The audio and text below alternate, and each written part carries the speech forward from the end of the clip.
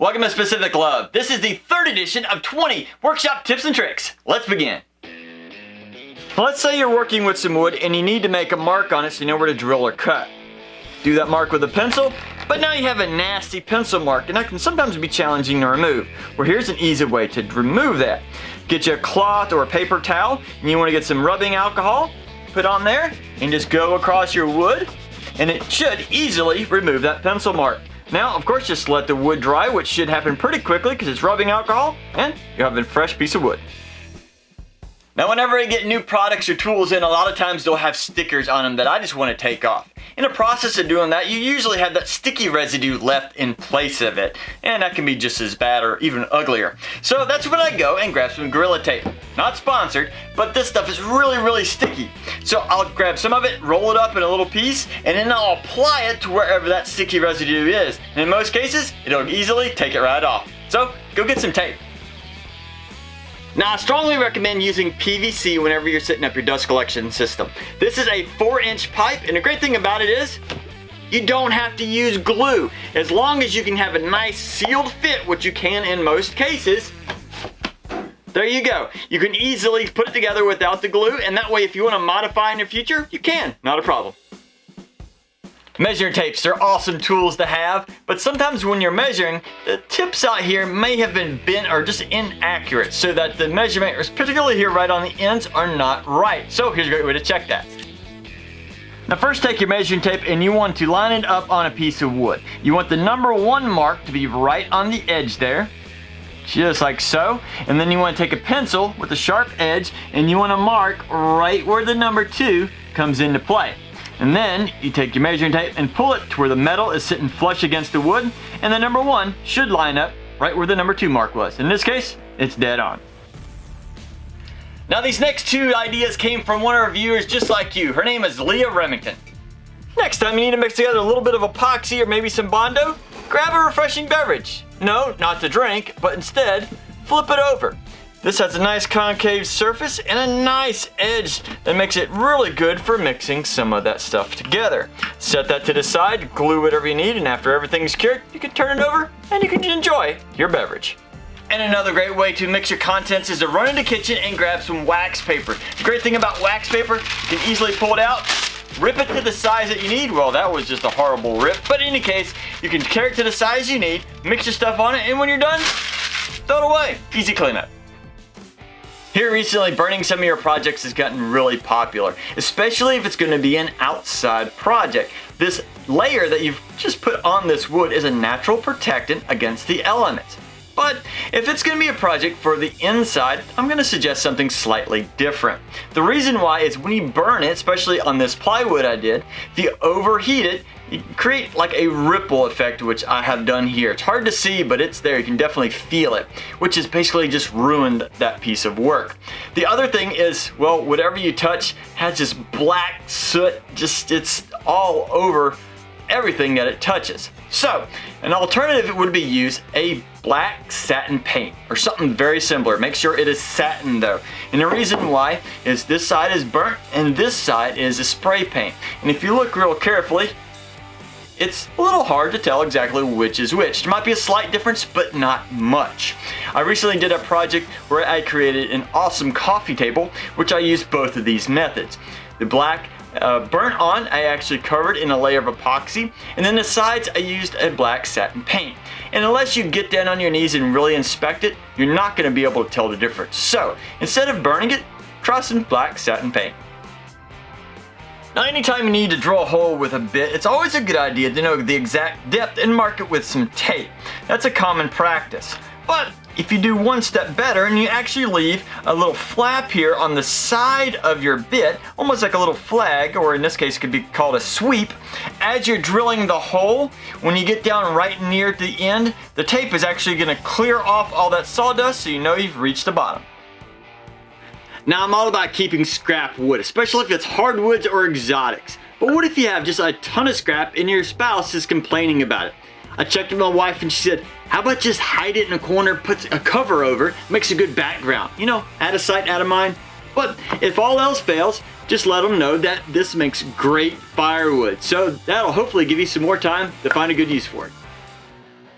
Extension cords, they're awesome to have when you need them, but sometimes they can just be a pain to use, especially when it's time, well, to unwind them. Let me show you a better way to store them. Now, it's a very common practice just to take one end and wrap it up. But in this case, I want you to grab both ends and then find the middle of your cable. So for example, would be about right here. Then grab it and start winding from there. And the great thing about it is, say you only need 3 feet of your extension cord, you don't have to unwind the entire thing. Or if you need 6 feet, you can do a little bit more.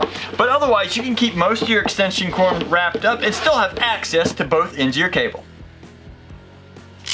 Velcro straps. These are awesome, whether you need to hold up some cables or you want to organize stuff and just strap them away. You can get large packs of these relatively cheap, so keep these in mind. But here's another great use.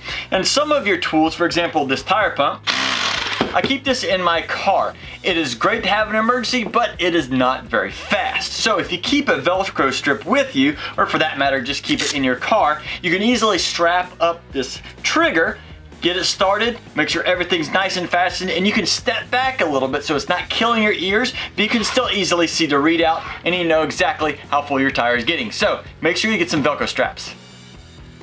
If you like the idea of using pocket holes, I would strongly suggest getting one of these Kreg jigs. Now, this right here is the K4 setup, and it came with a clamp, this main center section here, and a bunch of extra tools. Now, if you do get one of these, I strongly suggest attaching it to some plywood. This is some 3/4 inch plywood, and I have screwed it and secured it directly to it. Normally, you would have to take your clamps and clamp it down every time you're about to use it, otherwise it'll move around on you. Adding this weight of this plywood underneath, you don't have to worry about this clamp anymore. It's gonna stay almost perfectly still. On top of that, I've added some wings here, and that should be the same height as the center of your jig, and that'll keep the wood from moving around. So if you're gonna get one of these jigs, I strongly suggest attaching it to some plywood. I also did a little setup here. This is a plastic container to store some of the extra tools. That's handy too, but you don't have to do that. In any case, get you some plywood and attach it to your Kreg jig. Now here recently I was drilling a bunch of holes to make some drawers, and it just got challenging to drill holes here, move it, measure, and then drill the next hole, grab the next board, measure, drill some holes. It got really challenging and time consuming. So I found out using the same setup I did before, once you find out your exact dimensions for your boards, then you can go in and use some clamps, and these can act as stop blocks. And that way you can drill your holes, flip it over, drill your holes, and do this really quickly with a lot of boards. Now, I like to hang some of these, but if you know, most of these bags do not come with any kind of holes to hang with. And if you try and force a bag over a hook, there's a good chance it's either going to tear it or just make it look ugly. So here's a quick and easy way to make almost a perfect hole. If you put the plastic bag exactly where you want it, and then get something hard like a plastic, I don't know, screwdriver or something along those lines, and then you want to start tapping. And while tapping, what happens is you create a nice little outline where you want it to actually go. So you want to tap it several times, make sure that outline is starting to show through, and then just carefully push it over it with the pressure, and it should easily snap on. And the great thing about it is if you can look close here, there's almost a perfect fit all the way around. Have you ever needed to find the center of a board, but the width or the length of the board is just some random size? Here's an easy way to do it. Now the measurement across this board here is 8 and a little under 3/4, and that can be a little confusing trying to figure out the exact half. So to make this simple, we're going to find an even number, which is 2, and then on the other side we'll find another even number, say 12 here. I'm going to pull the measuring tape out, lock it in place so it doesn't move. Then we're going to make sure the 2 and the 12 line up right in the edge, and then you take 12 minus 2 is 10, half of 10 is 5, so go 1, 2, 3, 4, 5, right there at the top of 7. There's exactly halfway across the board. Now if you're doing a lot of painting, you don't necessarily have to buy a bunch of these little dipping trays. I'd suggest just buying a couple of them, then grabbing one of your bags that you use from the grocery store. Stick it inside, possibly even tape it if you need to. Then you can use this as a dipping tray or your rolling tray, and when you're done, just take it out and you can use this over and over again. Whenever we need to make repetitive cuts, a stop block is a really handy tool, but we also need to make sure that you have the bottom corner down here notched out so that each board as they come up will be nice and flat. Now, for example, let me show you a different side of this. Let's say we did a bunch of cuts and there was a little bit of sawdust down here, and as you're pushing this forward, well, you might not realize it, but the sawdust is keeping a nice gap in between the wood. But if we try this again, but we do it with the notch side there. Let me get some more sawdust here and throw that in play. In fact, I'll do even a little more than we had before there. And then we do the same exact cut. Boom. The sawdust is not a problem. It goes down right in that crack and you don't have to worry about your repetitive cuts being off. Now, how often are you been working with wood and you get a splinter? It's like me, it's probably pretty often. Well, sometimes they'll come out real easy and sometimes they're just so fine it's hard to get them out. Here's a little trick. Take some CA glue or super glue and put a little tiny dot exactly on top of that splinter. Give that a minute or so to dry and then you should be able to easily pick that off and pull the splinter right out. All right, let's say you need a circle or an arch on a piece of wood.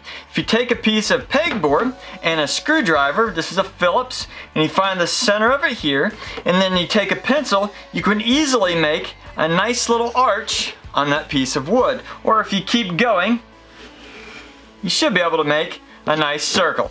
Easy way to make a circle with some pegboard. Now, it's always a good idea to double check the squareness of any of your squaring tools for speed square or whatever you have. An easy way to do it is find a factory cut edge of a piece of wood, particularly like plywood will work great. And you want to line it up on your plywood in one direction, take a pencil and draw a line from the top to the bottom. And then flip it over and get the line real close to the one you had before.